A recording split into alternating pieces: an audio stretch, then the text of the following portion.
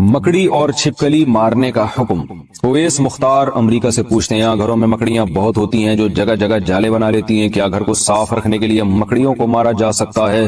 ہم نے سنا ہے کہ مکڑیوں کو نہیں مارنا چاہیے کیونکہ وہ ہجرت کے موقع پر آپ صلی اللہ علیہ وسلم کی حفاظت کا ذریعہ بنی تھی۔ نیز کیا گرگٹ کو مارنا باعث ثواب ہے کیونکہ اس نے حضرت ابراہیم علیہ السلام کی آگ کو دہکانے کے لیے اس میں پھونکے ماری تھی؟ مکڑیوں کو مارنا تو جائز ہے، اس کے ناجائز ہونے کی ہمارے پاس کوئی دلیل نہیں ہے، اور ظاہر ہے گھر میں تنگ بھی کر رہی ہیں تو وہ تو شہد کی مکھیوں کو بھی مارنا جائز ہوتا ہے ایسے صورت میں کہ جب کوئی جانور تنگ کر رہا ہے آپ کو تو یہ تو گھر کی حالت خراب ہو جائے گی، گھر میں جالے بنے ہوئے تو آپ مار سکتے ہیں، ایسی صورت میں انشاءاللہ کوئی گناہ نہیں ہوگا۔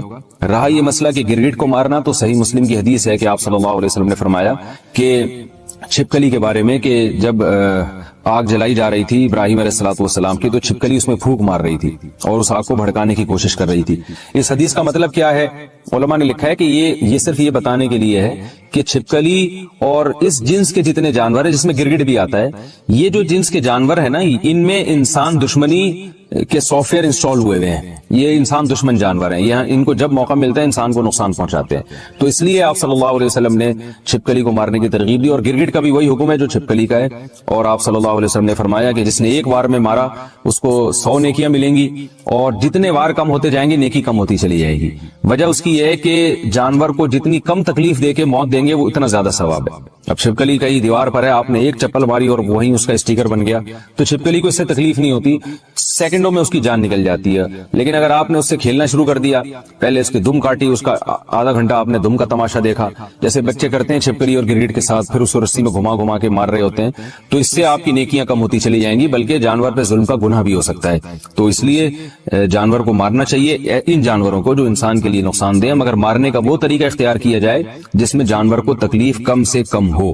دنیا کے پالتو جانور کیا جنت میں ہمارے ساتھ ہوں گے؟ جو جانور ہم دنیا میں پالتے ہیں اگر وہ فوت ہو جائیں تو کیا جنت میں وہ مل سکتے ہیں؟ محمد کاشف لاہور۔ جانوروں کے لیے فوت کا لفظ استعمال کر رہے ہیں، شکر ہے یہ نہیں کہا کہ اگر ان کا انتقال ہو جائے، بھئی جانور تو مر جاتا ہے بیچارہ تو بس وہ مر کے ختم ہو گیا، اس کا کوئی حساب و کتاب نہیں ہے آخرت میں، نہ وہ جنت میں۔ کوئی ایسی ہمیں روایت ملتی ہے کہ وہ جنت میں آپ کے ساتھ ہوں گے؟ تو ایسی کوئی روایت نہیں ہے۔ البتہ صحیح مسلم کی ایک حدیث ہے کہ جانوروں سے اتنا حساب ہوگا کہ کسی جانور نے بے سینگ والے یعنی سینگ والے بکرے نے، جانور نے بغیر سینگ والے کو مارا ہوگا تو اللہ تعالیٰ ان دونوں کو زندہ کر کے انتقام لیں گے، ایک روایت ہے۔ تو یہ علماء بیان کرتے ہیں یہ بھی صرف دنیا کو دکھانے کے لیے کہ یعنی انصاف میں مبالغہ۔ ظاہر ہے سینگ والے جانور نے جب بغیر سینگ والے جانور کو مارا ہے تو اس کو تو جانور تو مکلف نہیں ہے شرعی حکام کا، لیکن اللہ تعالیٰ محض اپنی ایک قدرت دکھانے کے لیے کہ اتنا میں انصاف لے رہا ہوں، انصاف سے کام لے رہا ہوں کہ اس نے اپنے سینگ کا بھی اگر ناجائز فائدہ اٹھایا تھا تو اس کو بھی بدلہ ملے گا، تو اس کو مجازن حساب و کتاب سے تعبیر کیا گیا ہے۔ حقیقت میں یہ حساب نہیں ہے، اصل میں انسانوں کو دکھانے کے لیے، تو اصل حساب تو انسانوں کا ہوگا، لیکن جانوروں کو پھر اگر اتنا حساب ہوگا بھی تو مٹی کر دیا جائے گا ان کو دوبارہ ہمیشہ کے لیے، نہ ان کے لیے جنت ہے نہ جہنم ہے، نہ کوئی جزا ہے نہ سزا ہے، جو اصول یہی ہے۔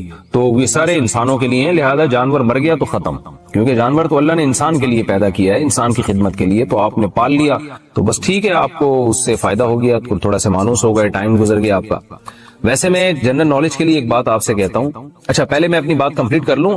اگر آپ کو جنت میں جانے کے بعد دل چاہا کہ اللہ جو میں نے بلی پالی ہوئی تھی، جو میں نے بکرا پالا ہوا تھا، بڑا محبوب ہے مجھے چاہیے، تو جنت میں قرآن کہتا ہے آپ کی ہر خواہش پوری ہوگی۔ وَلَكُمْ فِيهَا مَا تَشْتَهِي أَنفُسُكُمْ، جس چیز کا دل چاہے گا وہ آپ کو ملے گی جنت میں۔ تو اس لیے اللہ کسی کو اس کا پالتو جانور جنت میں دینا چاہے تو اللہ پہ کوئی پابندی نہیں ہے۔ میں نے تو صرف ایک اصول اور ضابطے کی بات کی ہے کہ ایسی کوئی ہمارے پاس روایت نہیں ہے کہ جنت میں آپ کو یہی جانور مل جائیں گے۔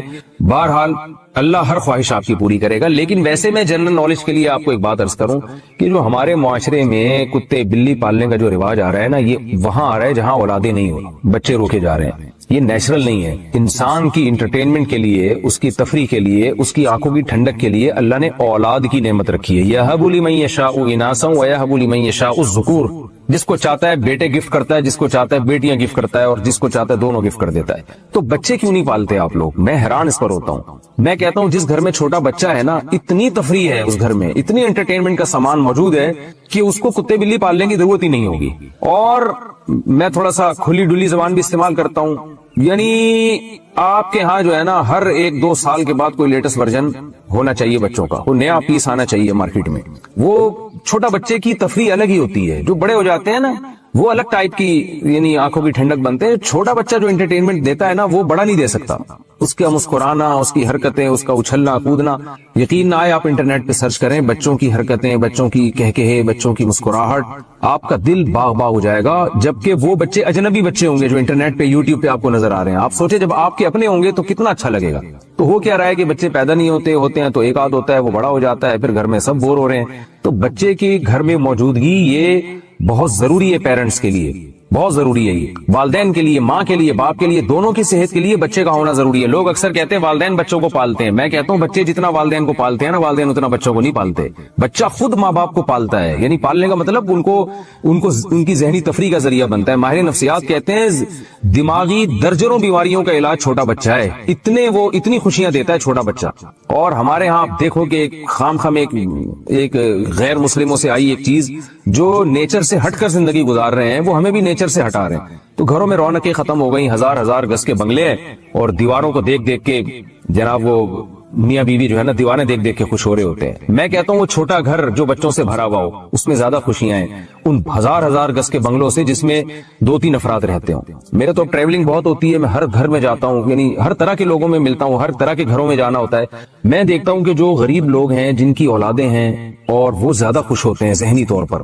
اللہ یہ کہ خدا نخواستہ اولادوں میں کوئی قاتلانہ لڑائیاں ہو رہی ہوں وہ تو ایک الگ بات ہے, لیکن نارمل جو حالات ہیں اس کے حساب سے بات کر رہا ہوں, وہ زیادہ خوش ہوتے ہیں. اور میں ایسے گھروں میں بھی گیا ہوں ہزار گز کے لگژری, اور وہاں جا کے دیواریں کاٹنا شروع کرتی ہیں, کھاتی ہیں دیواریں کہ کیا ہے یہ, کس کے لیے بنایا آپ نے, آپ کے تو اولاد ہی نہیں ہے. ایک آدھ بچہ ہے, اس کو اولاد تو نہیں کہتے, تو کیا ہو گیا, عقل کو ماتم کرنے کا دل کرتا ہے. جو خوشیوں کی زندگی تھی وہ گورے نے آپ سے چھین لی ہے, وہ مصنوعی خوشیاں آپ کو دے رہا ہے. دیکھو نیچر کا کوئی متبادل نہیں ہوتا.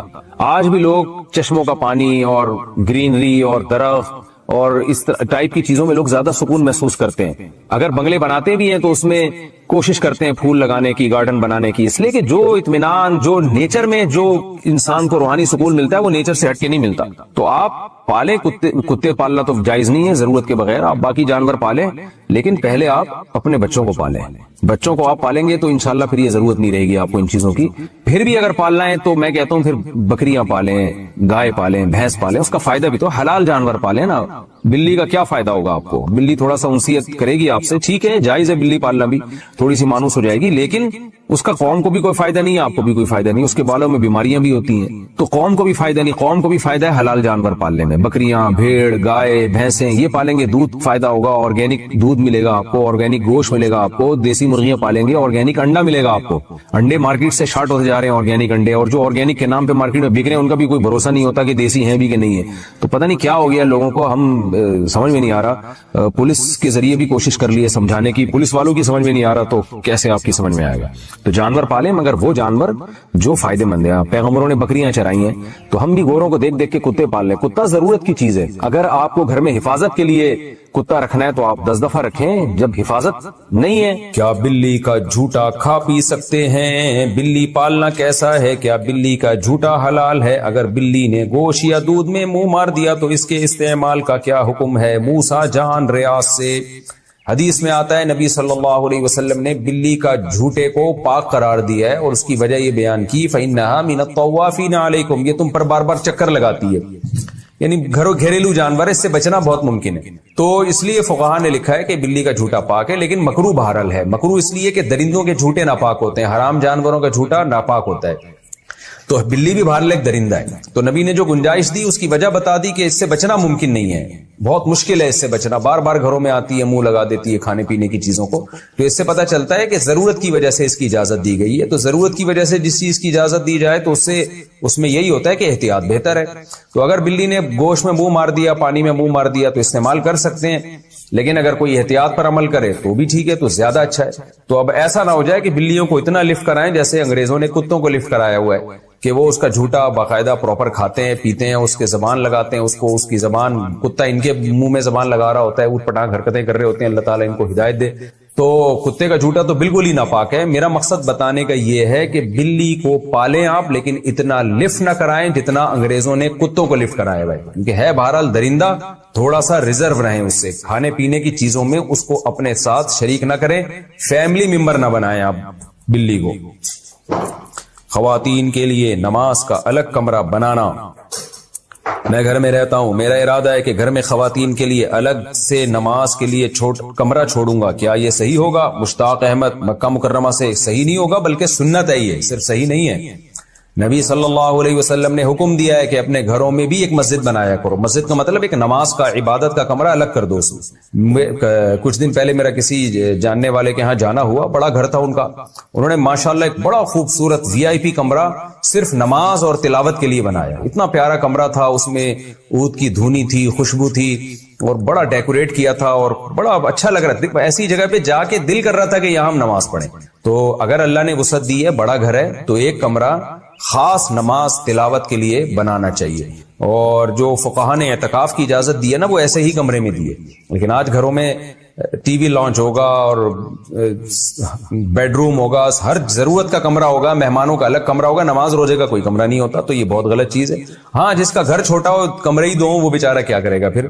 تو اس لیے اللہ نے اگر گنجائش دی ہے تو گھر میں نماز کے لیے, خاص طور پہ خواتین کے نماز کے لیے الگ کمرہ بنائیں. ہابی کے لیے کیٹ پالنا. میں نے سنا تھا کہ بلی پالنا سنت ہے, کیا شوق کے لیے بلی پال سکتے ہیں؟ بلی پالنا جائز عمل ہے, کیونکہ پاک جانور ہے, ناپاک نہیں ہے, اس کا تھوک بھی پاک ہے. لیکن ترغیبی عمل نہیں ہے, یہ ترغیب حلال جانوروں کی ہے, کیونکہ اس سے لوگوں کو فائدہ ہوتا ہے, خوراک سستی ہو جاتی ہے. مرغیاں پالیں گے, انڈے ملیں گے. حدیث میں آتا ہے مرغے کو برا مت کہو, کیونکہ وہ اذان کے لیے جگاتا ہے, نماز کے لیے جگاتا ہے. تو پھر انبیاء نے بکریاں چرائی ہیں, تمام پیغمبروں نے. تو اس لیے حلال جانوروں کے پالنے کو تو اپریشیٹ کیا جائے گا. حرام جانور بس آپ کا شوق ہے تو ٹھیک ہے, لیکن کوئی فضیلت نہیں ہے اس کی. کیا بلی کا جھوٹا کھا پی سکتے ہیں؟ بلی پالنا کیسا ہے؟ کیا بلی کا جھوٹا حلال ہے؟ اگر بلی نے گوشت یا دودھ میں منہ مار دیا تو اس کے استعمال کا کیا حکم ہے؟ موسیٰ جان ریاض سے. حدیث میں آتا ہے نبی صلی اللہ علیہ وسلم نے بلی کا جھوٹے کو پاک قرار دیا ہے, اور اس کی وجہ یہ بیان کی, فَإِنَّهَا مِنَ الطَّوَّافِينَ عَلَيْكُمْ, یہ تم پر بار بار چکر لگاتی ہے. یعنی گھریلو جانور ہے, اس سے بچنا بہت ممکن ہے. تو اس لیے فقہاء نے لکھا ہے کہ بلی کا جھوٹا پاک ہے, لیکن مکروہ بہرحال ہے. مکروہ اس لیے کہ درندوں کے جھوٹے ناپاک ہوتے ہیں, حرام جانوروں کا جھوٹا ناپاک ہوتا ہے. تو بلی بھی بہرحال ایک درندہ ہے. تو نبی نے جو گنجائش دی اس کی وجہ بتا دی کہ اس سے بچنا ممکن نہیں ہے, بہت مشکل ہے اس سے بچنا. بار بار گھروں میں آتی ہے, منہ لگا دیتی ہے کھانے پینے کی چیزوں کو. تو اس سے پتہ چلتا ہے کہ ضرورت کی وجہ سے اس کی اجازت دی گئی ہے. تو ضرورت کی وجہ سے جس چیز کی اجازت دی جائے تو اس میں یہی ہوتا ہے کہ احتیاط بہتر ہے. تو اگر بلی نے گوشت میں منہ مار دیا, پانی میں منہ مار دیا, تو استعمال کر سکتے ہیں. لیکن اگر کوئی احتیاط پر عمل کرے تو بھی ٹھیک ہے, تو زیادہ اچھا ہے. تو اب ایسا نہ ہو جائے کہ بلیوں کو اتنا لفٹ کرائیں جیسے انگریزوں نے کتوں کو لفٹ کرایا ہوا ہے, کہ وہ اس کا جھوٹا باقاعدہ پراپر کھاتے ہیں, پیتے ہیں, اس کے زبان لگاتے ہیں, اس کی زبان, کتا ان کے منہ میں زبان لگا رہا ہوتا ہے, اوٹ پٹانگ حرکتیں کر رہے ہوتے ہیں. اللہ تعالیٰ ان کو ہدایت دے. تو کتے کا جھوٹا تو بالکل ہی ناپاک ہے. میرا مقصد بتانے کا یہ ہے کہ بلی کو پالیں آپ, لیکن اتنا لفٹ نہ کرائیں جتنا انگریزوں نے کتوں کو لفٹ کرایا ہوا ہے, کیونکہ ہے بہرحال درندہ.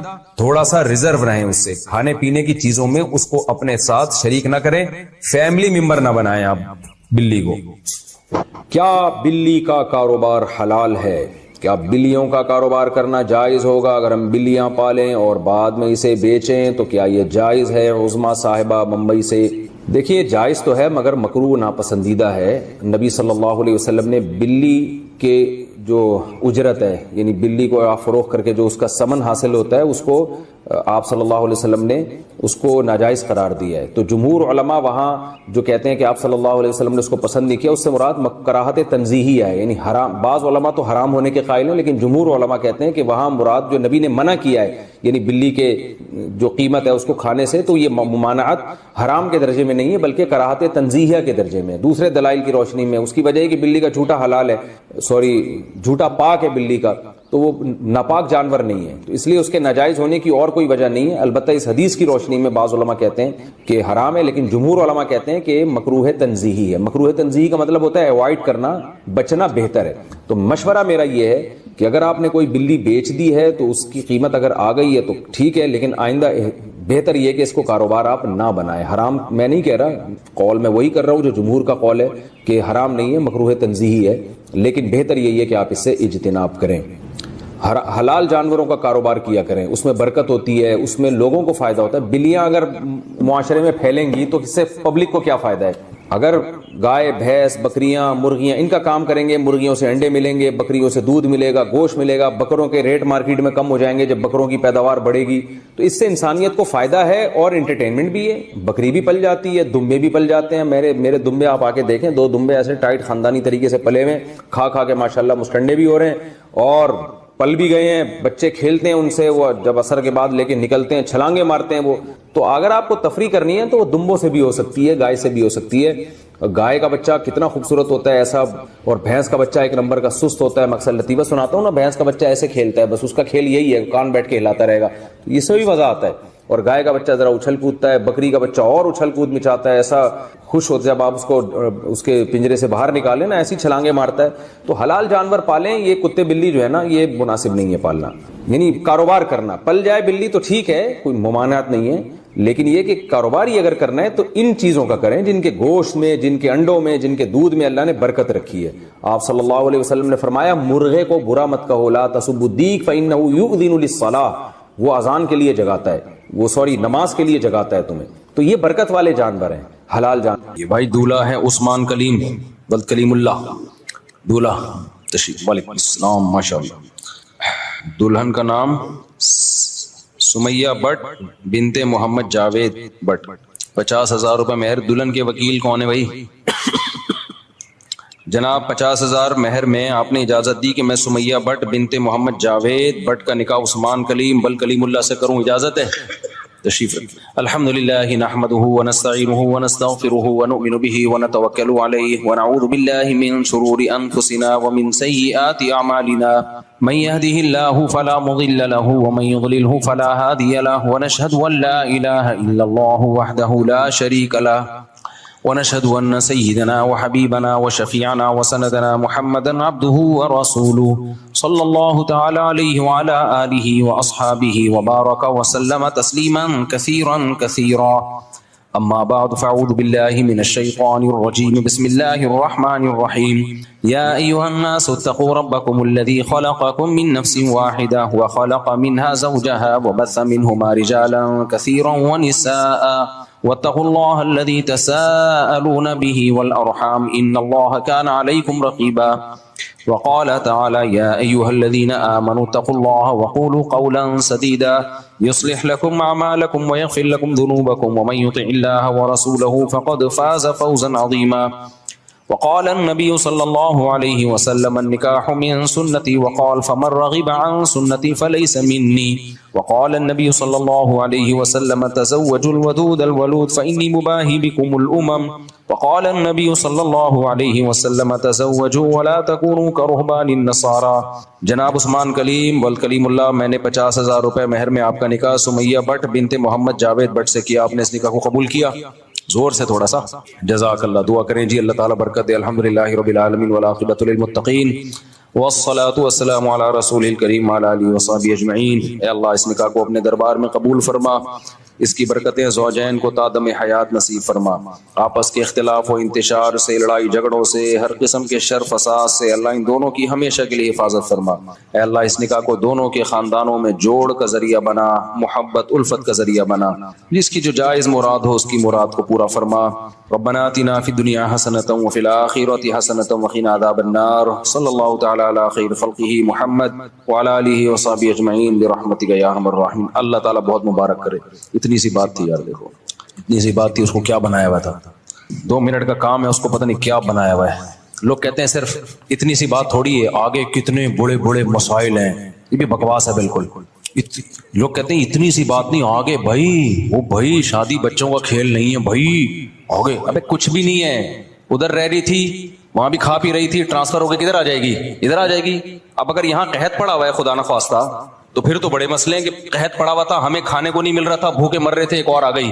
اور اگر قحط نہیں پڑا ہوا، بارشیں ہو رہی ہیں، اتنا مل رہا ہے کہ کھا رہے ہو، تو یار ادھر سے ادھر آ گئی اور فائدہ تمہیں کتنا ہو رہا ہے. تو اس کو بنا لو، او بھائی ایسے کر کے نا فضول باتیں کر رہے ہوتے ہیں. یہ دنیا پرست لوگ جو ہے نا، جن کے پاس دین نہیں ہے، خدا کی قسم ان کو دنیا میں عذاب ملتا ہے، آخرت تو بعد میں. ان کی دنیا عذاب میں ہوتی ہے. ہر چیز کو بہت بڑا بناتے ہیں یہ. بھائی پہلے ابا کے گھر رہ رہی تھی، تمہیں پسند تھی، تبھی تو شادی قبول خوشی سے کی ہے نا. ہاں تو خوشی سے قبول کیا ہے. تو ہم یہ تھوڑی کہہ رہے ہیں کوئی بھی کسی کو بھی قبول جو اچھی لگ رہی ہے بھائی گرل فرینڈ نہیں بناؤ, فون پہ گپ شے نہیں مارو, اچھی لگ رہی ہے پیغام میں جو قبول ہو جائے ٹھیک ہے, نہیں ہے تو کہیں اور ٹرائی مارو, قبول ہو جائے وہاں سے تھی ادھر آ جائے گی. اب اگر تمہارے گھر میں قحط پڑا ہوا ہے, مر رہے ہو بھوک سے, تو بھائی پھر مسئلہ ہے کہ پہلے 4 آدمی بھوکے مر رہے تھے, 5ویں آ گئی. اگر ایسا نہیں ہے یار تو 2 روٹی زیادہ پک جائے گی, کیا خیال ہے, وہاں بھی کھا رہی ہے ادھر بھی کھا لے گی, ادھر ابا کا بھی تو خرچہ ہو ہی رہتا نا کچھ, تو تمہارا ہو جائے گا. لوگ کہتے ہیں یہ تھوڑی پھر بچے بھی تو ہوں گے بھائی, اس طرح نا لوگوں کا حصہ. اور بھائی یہ نیچرل پروسیس ہے, یہ صرف انسانوں کے بچے نہیں ہوتے, ہر مخلوق کے ہوتے ہیں, تو ان کا لائف اسٹائل کہیں بھی چینج نہیں ہوتا ذرا سا بھی. اب جیسے پرندے ہیں گھونسلہ بناتے ہیں, انڈے بھی ہو جاتے ہیں, بچے بھی ہو جاتے ہیں, تو ان کی کوئی اسٹائل چینج نہیں ہوتا, لیونگ اسٹینڈرڈ کوئی بدلتا نہیں ہے. پہلے اپنا کھا رہے تھے, اب ذرا تھوڑی اسٹرگل کر کے بچوں کا بھی لے آتے ہیں, اور جو خدا پہلے ان کا پیٹ بھر رہا تھا بچوں کو بھی دینا شروع کر دیتا ہے. گھونسلہ بنانے کا طریقہ بھی بتا دیتا ہے ان کو, بھائی ایسے بنانا ہے. تو انسانوں کے ساتھ بھی, انسانوں پہ کم بختی کیوں آئی ہوئی ہے؟ اس لیے کہ انسان اپنی کھوپڑی کو ضرورت سے زیادہ استعمال کرتا ہے اور اللہ سے آگے نکلنے کی کوشش کرتا ہے, اس لیے برباد ہوتا ہے. تو اللہ سے آگے مت نکلو میرے بھائی, فطرت سے آگے مت نکلو. تو بچہ پیدا ہوگا تو اور خوشی کی بات ہے, پھر بھی ٹینشن کی بات نہیں ہے. چلو یار گھر میں ایک کھلونا مل رہا ہے آپ کو, گورے کتے پالتے ہیں, بندر پالتے ہیں, ان کا بھی تو خرچہ ہوتا ہے کہ نہیں ہوتا؟ کتا فری میں پلتا ہے کیا؟ بندر فری میں پلتے ہیں. جب وہ اس پہ خرچہ کر سکتے ہیں, تمہاری تو اولاد ہے بھائی, بندروں سے اچھی ہے, کتوں سے اچھی ہے یہ اولاد, یہ تمہیں انٹرٹینمنٹ کا ذریعہ ہے. اور اللہ پیدا کرتے ہی ماں کی چھاتیوں میں دودھ پیدا کر دے گا کہ تیری ٹینشن نہیں ہے, یہ میری ٹینشن ہے. اللہ کہے گا یہ ٹینشن کس کی ہے؟ یہ میری ہے. تو جو جس نے اتنا کیا آگے بھی کر لے گا وہ. تو اسی سوچ میں ہمارے 16 ہو گئے الحمدللہ, پھر بھی ہم خوش ہیں. 4 بیویاں ہو گئی, 16 ہو گئے. آپ کے سامنے الحمدللہ نظر آ رہا ہوں میں. ایک خاتون نے طنز کیا, بتا یہ تو خوش ہیں, آگے گھر کے حالات کیا ہے وہ تو بتا نہیں رہی ہے.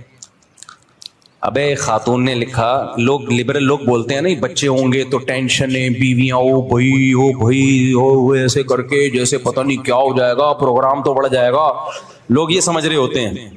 میں 20 سال پہلے بھی یہی تقریریں اسی اسٹائل سے کرتا تھا. کوئی ٹینشن نہیں ہے, بناؤ گے تو بہت بڑی ٹینشن ہے, بناؤ گے نہیں تو کچھ بھی نہیں ہے. یہ جیسے شریعت نے کہا کرتے چلے جاؤ, لائف کو انجوائے کرو, خوشی والی زندگی ملے گی تمہیں. تھوڑی بہت ٹینشن تو وہ تو نیچر کا حصہ ہے یار, وہ تو جو کما رہے ہیں ان کو کم ہے کیا؟ ان کے تو اور الگ کے ٹائم, ان کے عشق معاش کے چلتے رہتے ہیں, پھر وہ ناکام ہوتے ہیں, وہ زیادہ ڈپریشن میں جاتے ہیں. تو میں 20 سال پہلے بھی یہی بات کرتا تھا کہ بھائی کچھ بھی نہیں ہے, نیچرل ہے, شادیاں بھی ہو گئی, بچے بھی ہو گئے, ابھی بھی آپ کے سامنے کوئی ٹینشن میں نظر آ رہا ہوں میں, اللہ بچا کے رکھے ہمیں. تو کسی خاتون, میں نے ایسا ہی کوئی بیان کیا موٹیویٹ کرنے کے لیے کہ تمہارے سامنے میں نے جو 20 سال پہلے جو دعوے کیے تھے نا, جو لوگ جانتے ہیں, آج وہ الحمدللہ نظر بھی آ رہے ہیں کہ نہ بچوں سے ٹینشن ختم ہوتی ہے, بیویوں سے ٹینشن ختم ہوتی ہے, بڑھتی نہیں ہے. ٹینشن ختم کرنے کا سب سے بڑا ذریعہ بیوی اور بچے. ہاں بھائی, ایک کلپ میرے بارے میں بہت زیادہ چل رہا ہے.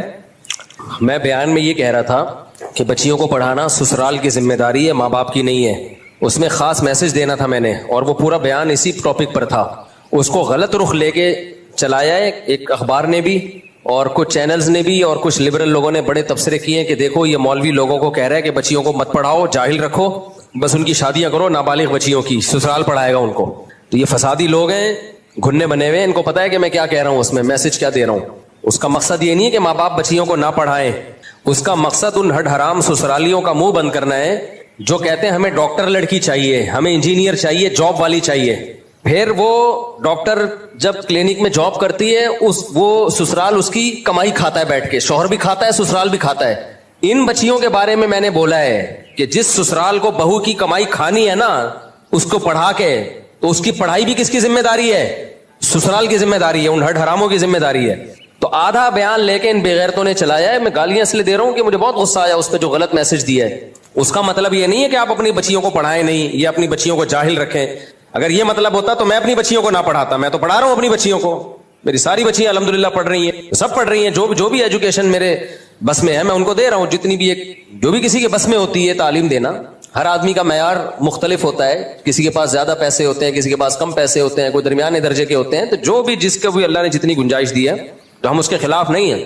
ہم اس پڑھائی کے کہ جس کا مقصد آگے جاب ہو, پیسے کمانا ہو. تو سسرالی کیا کر رہے ہیں, وہ کہہ رہے ہیں کہ بھائی ہمیں ریڈی میڈ ڈاکٹر چاہیے, اور ان کی مقصد یہ نہیں ہوتا ہے ڈاکٹر آئے گی تو انسانیت کی خدمت کرے گی تو ہمارا نام بلند ہوگا. ان کا کہتا ہے آئے گی پیسہ کمائے گی, یونیورسٹی کی لیکچرار آئے گی تو پیسہ کمائے گی. تو ایسے موقع پہ میں نے کہا اپنی بچیوں کی نا شادی ٹائم پہ کر دیا کرو. بولو جتنا ہم نے پڑھانا تھا پڑھا دیا ہے, اب اگر آپ کو ریڈی میڈ ڈاکٹر نہیں ملے گی. اب آپ کو اگر ڈاکٹر بہو چاہیے تو آپ اس کو ڈاکٹر بنا لو آگے.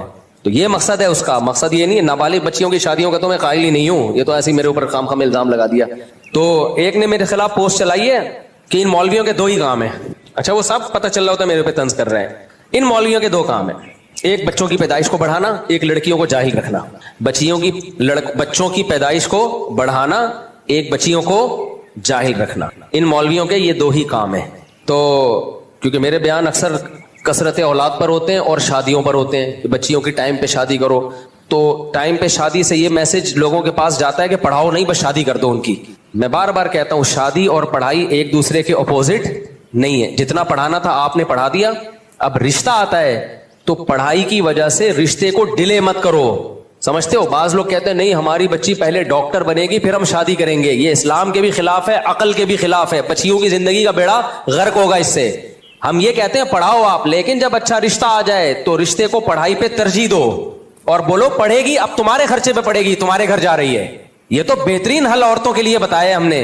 یہ کمبخت پتہ ہے کیا چاہتے ہیں, شادی نہیں کرو, سارا زور پڑھائی پہ لگاؤ تاکہ طبیعت سے بڈھی ہو جائے, پھر ان بے شرموں کے پاس جائے ڈپریشن کی گولیاں لینے کے لیے. اور یہ یورپ امریکہ کا ایک رخ پیش کرتے ہیں آپ کے سامنے کہ وہاں کی لڑکیاں ایجوکیٹڈ ہوتی ہیں. دوسرا جو انتہائی بھیانک نقشہ ہے نا, کیونکہ کتے کا کام ہوتا ہے دم ہلانا, نظریات تو ان کے ہے نہیں نا, اپنی تو کوئی سوچ نہیں ہے. کتے کی اپنی کوئی سوچ ہوتی ہے؟ مجھے غصہ آیا ہے اس لیے میں تھوڑا سا بول رہا ہوں. ایسے یہ خواتین کے حقوق کے ٹھیکیدار بنتے ہیں. خدا کی قسم جتنے خواتین کے حقوق کے ہم علم بردار ہیں نا, جتنے رائٹس کے ہم قائل ہیں, یہ تصور نہیں کر سکتے. ہماری تو آمدن کا 99% خرچ ہی عورتوں پہ ہوتا ہے. ایک 4 شادیوں والا آدمی اپنے لیے کیا بچائے گا؟ سارا بیوی بچوں پہ اڑا دے گا وہ. ان کم وقتوں میں غیرت ہے تو کر کے دکھاؤ تم یہ کام. اپنے لیے میں نے تو گھر نہیں بنایا اپنے لیے. اگر میں نے کوئی پراپرٹی خریدی بھی, وہ بھی کس کے لیے؟ گھر والوں کے لیے, کہ میں مروں گا تو میرے گھر والوں کا کوئی ٹھکانہ ہو. ان کم وقتوں کے پاس کہاں اتنا ظرف ہے. یہ ہمیں حقوق سکھا رہے ہیں بچیوں کے اور خواتین کے. تو یہ حقوق نہیں ہے, یہ عورتوں کو ننگا کرنا چاہتے ہیں, چڑیاں پہنانا چاہتے ہیں تاکہ یہ عیاشی کریں.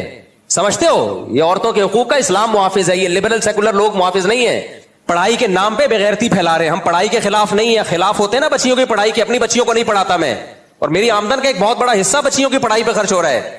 تو ہم یہ کہتے ہیں, میں بتا رہا تھا کتے کا کام کیا ہوتا ہے, دم ہلانا. اس کا اپنا کوئی نظریہ ہوتا ہے, اور سکھایا ہوا کتا, اس کو بولو یہ جا کے شکار پکڑنا, وہ پکڑ کے لے آئے گا, کھائے گا نہیں اس میں سے. تو ان کی اپنی کوئی کانسیپٹ نہیں ہے. یہ سارے یورپ امریکہ کے غلام ہیں, مغربی دنیا کے غلام ہیں. اس سوسائٹی کا ایک پہلو دیکھ رہے, ترقی اور راکٹ اور چاند پہ پہنچنا.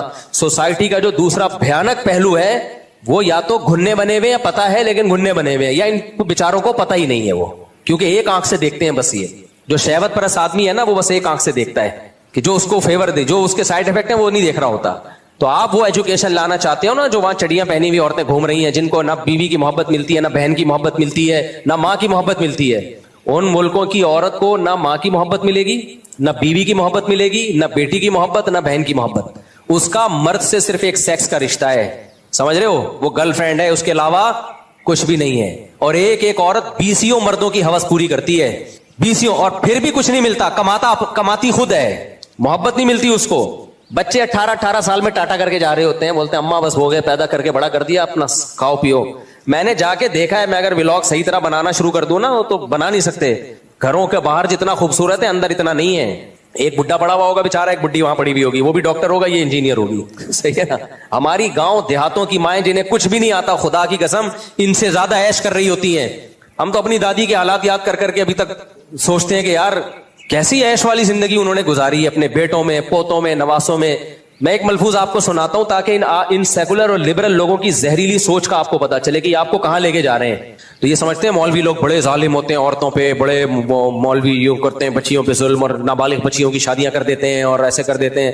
آپ جاؤ مولویوں کے جو سچی مچی کے مولوی ہیں, ابھی گھروں میں جا کے دیکھو, ان کے یہاں بیٹیوں کو جو عزت ملتی ہے, بیٹیوں کی پیسوں پہ نظر نہیں ہوتی, ان کے مناسب جگہ شادیاں ہوتی ہیں, پھر ان کی فکر ہوتی ہے, ان کی پڑھائی کی, تربیت کی, محبت ہوتی ہے ان کے گھروں میں. باپوں کو بیٹیوں سے محبت ملتی ہے, ان کے گھروں میں تو باپوں کو نہیں مل رہی ہوتی. وہ بچی جو اسکرٹ پہن کے باپ کو ٹاٹا کرتے ہوئے جا رہی ہے, نہ سر پہ دوپٹہ باپ کے سامنے, سینے کھلے ہوئے ہیں, وہ باپ کا کیا احترام کرے گی یار. بیٹی پراپر ڈریس میں اچھی لگتی ہے نا, پیار آتا ہے اس کے اوپر. بیٹی, مجھے ایک آدمی نے بتایا کہ میں نے اپنی بچی کو پڑھایا, یونیورسٹی بھیجا, کہہ رہے اتنی ماڈرن ہو گئی ہے یار, اسکرٹ پہنتی ہے, سر پہ دوپٹہ بھی نہیں لیتی, سلیو لیس کپڑے. میرے کہتے ہیں باپ بتا رہا ہے, رو رہا ہے, کہہ رہے میرے سامنے اسی ڈریس میں آ کے بیٹھتی ہے, کوئی روک ٹوک کروں, کہہ رہے نہیں, بوائے فرینڈ رکھے ہوئے اس نے. کہہ رہے ہم نے تو کالج میں, یونیورسٹی میں, وہ صاحب جماعت اسلامی کے تھے, کہہ رہے میں خود دینی تنظیم کا ہوں, میں پردے کا قائل ہوں, میں گھر میں پردے کا ماحول چاہتا ہوں, میں نے تعلیم کے لیے بیٹی کو یونیورسٹی بھیجا, تعلیم تو آئی نہیں آئی لیکن یہ آ گیا کلچر. تعلیم کا کوئی بھی خلاف نہیں ہے بھائی, ہم خلاف اس کلچر کے ہیں جو آپ یونیورسٹیوں میں, تبھی تو جامعہ رشید نے غزالی یونیورسٹی بنائی ہے کہ پڑھانا. تو اگر جامعہ رشید لڑکیوں کی تعلیم کا خلاف ہوتا, غزالی یونیورسٹی تھوڑی بناتا وہ.